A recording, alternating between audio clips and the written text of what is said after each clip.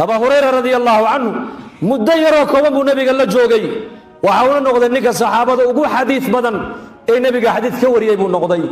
ولما وحاله ما قول جرين بالله يسوي بل حفظ حافظ بوها وحفظ جري حديث النبي صلى الله عليه وسلم أهل الصوفية ومال فدي أبو نبي كوكو صوب حي مركب أبو نبي كدولي بدو استاجي وعو أركن رجوا باهي كم وقته ني ولا واحد عشان شيء ولا كوكو دعية مركب ني ولا باهي دسيب نبي كوكو شاكتي مركب أبا هريرة سو قاري بوري أبا هريرة هذا كنا شاكا واحد عشان قويسين توس كسوا قاري بجوجلي ويقول أفكار وحي كسوا بحي علمي حديثة إن أنا هل ما من وإلهي قلبك يقوى لا يو إلهي أنت أيوة يديبو كيدي مركب النبي قوي بقول الله بي لأنه وحو الصحابة يكويري سبقكم غلام الدوسي غلام كاري الدوسية أي دعاء أخي بنين هلي برسول كويري علمي وحو لا يو مدى إلى قيامه لما نافع سنة يو مركب عمري قال له ديرين يا ماها معنوه سديتن هدات كو قرنيد لباتبا لغو قدر يا ماها بل هدات سديتن جراحيد بقول لما بقول سنقف الدنيا جوجي لها واحتركوا بني آدم كتأتر لها واحتر لمدع أيا سديت سنة أدوكم ومدى تكون فعيسا أرزاق هذا اللقوة واسعين مات نلشي معيشة وفير صدى نلشي وحوال والله تطورية ما أنت لكن معيشة بني آدم كعليني بيسيق ليسا لقاله أو بدنيا وحصوصارك أو بدنيا قناعسك أو بيري تجارتي وي بدتي مهردي قناعسك وي بتين عيدي بين نلوت شو قال سامس نلوت شو فضيت بين نقط بليك جوابه يا عيدي بس يقال سا دكتور دي وي بتن هوسبيتال دي وي بتن فارماسيه دي وي بتن داو دي وي بدتي بوكاكي مو يراد بس مصيبتي بل كورم مركز تو بين ادم وحق اسبابته اي وبتان نلوت شو عيدي بيقال سا مركز تو بني آدم وحق دينته يا إلهي وأرضانا لولا شو ذو بركة جلسة بركة سعة الرزق والعمر من بني آدم وهلا أسبابته لولا شو عينيك أنك قبحنا ما هي مادته النوبة ما هذا قاله هي النوبة ما هو ورشده هي النوبة ما هي وحصوصارك هي النوبة أسبابته عينيك إنك ساريسا وإلهي طاعدي صوب النوى يعني وتعلق إلهي أن لا نهاية ونتكينه واستغفار توبدنه وقرآن أخرسنه ودعاء بدسنه وقرابة حريرنه ووالد كانوا ندعينه دتك ووين واديقنا ويان تاسع وقفك بني آدم كعمرك سنكو بركوبي أرزاق دي سنكو بركوبي إن شاء الله على هذا إن شاء الله على هذا قولوا إن شاء الله على هذا اسبدل بانو بحنا مركا اسبدل الحمد لله ما أنت dadku maanta diinta meel kasta waa laynoo geliyay si diinta aan uga faa'iideysano laakiin isbedelkii maanta uu yar yahay ahdigan maanta aan joogno hadalka diinta ayaa badan laakiin ku dhaqanka diinta ayaa yar ahdigii saxaabada iyo ahdigii salafkana ka hadalka diintu uu koobnaa laakiin ku dhaqanka diinta ayaa ballaadhnaa oo badnaa soo sadama zamankeenna maxaa badan ka hadalka badan laakiin ku dhaqanka diintu uu nagu yar yahay maanta zamankoogii iyaka ka hadalka diintu uu koobnaa khayrul kalaami maa qalla wadalla hadal yaroo kooban baa lagula hadlaayay ka hadalkaa yaray maqleen bay ummadda naftoodana ku anfacayeen ummaddana ay gaadhsiinayeen laakiin ku dhaqanka shareecadda ayaa badnaa diinta in laga hadlo cilmi baa loo baahan yahay laakiin diinta in lagu dhaqmo iimaan iyo alla ka cabsi baa loo baahan yahay ninka raba diin inuu ka hadlo waa inuu cilmi yeeshaa ninka raba diin inuu ku dhaqmana waa inuu iimaan iyo alla ka cabsi yeeshaa lidaalika saxaabatu rasuulillahi sal allahu alayh wasalam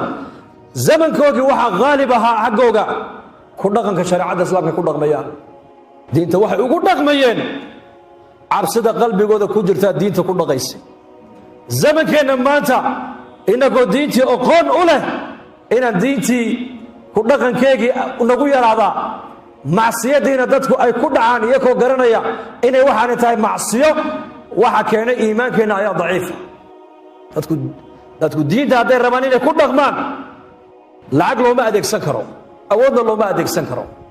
nin baa arkay dhallinyar bilaa salaada markaasuu u yeedhay nin maalqabeen buu ahaa wuxuu ihi niman yahow muslimiin baa tiina tukada waxay idhahdeen annagu fuqaraa baa nahee xag ku tukana waxaan cunoo ma haysanee markaasuu fikiray wuxuu ihi anigaa lacag ina siinaye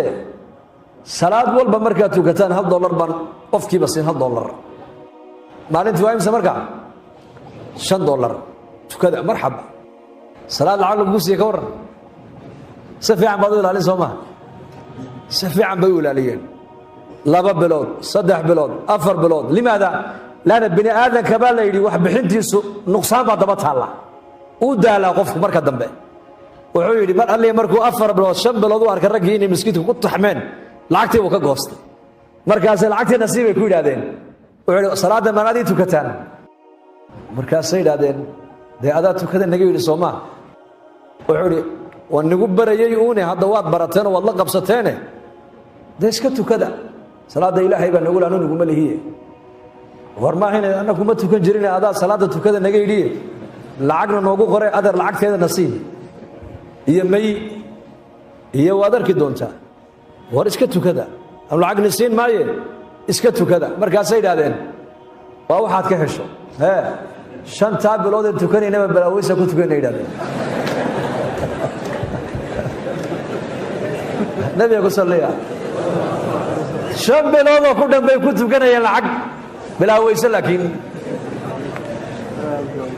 halkaa waxaan u soo qaatay qisadaas waa maxay u fiirso shariica islaamiya nabigeenu sallallahu alayhi wasallam markii ilaahay uu risaalada u soo dhiibay nabiga diinta halka uu ka bilaabay ummadda in iimaankooda la beero kalimatu taqwa in qulubtooda lagu taago 13 sanadood makka laa ilaaha ila allah buu nabigu ummadda ugu yeedhayay tawxiidka faclam annahu laa ilaaha ila allahu واستغفر لذنبك وللمؤمنين والمؤمنات والله يعلم متقلبكم ومثواكم فاعلم برا النبي قال له ادوغو برو قف كستا مسلم waxa uu leeyahay cilmiga baro cilmiguna uu kala horeeyaa waxa ugu horeysan cilmiga waa cilmi iimaan waa meesha imaam bukhari rahmatullahi alayhi kitaabka bukhariga markuu sanifayay waxa uu ka bilaabay kitaab iimaan buu ka bilaabay fa'lam annahu la ilaha illa allah waxa barata إلى حق لغو عابدا كوكا مجرو حدو جرنا والله رب العالمين كلغي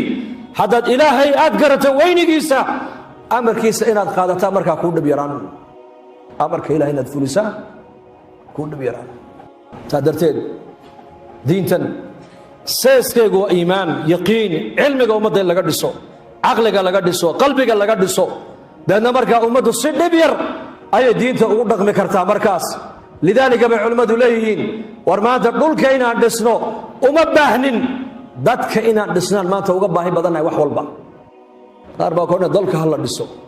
war dalka in la dhiso horeeyay mise dadka in la dhiso ya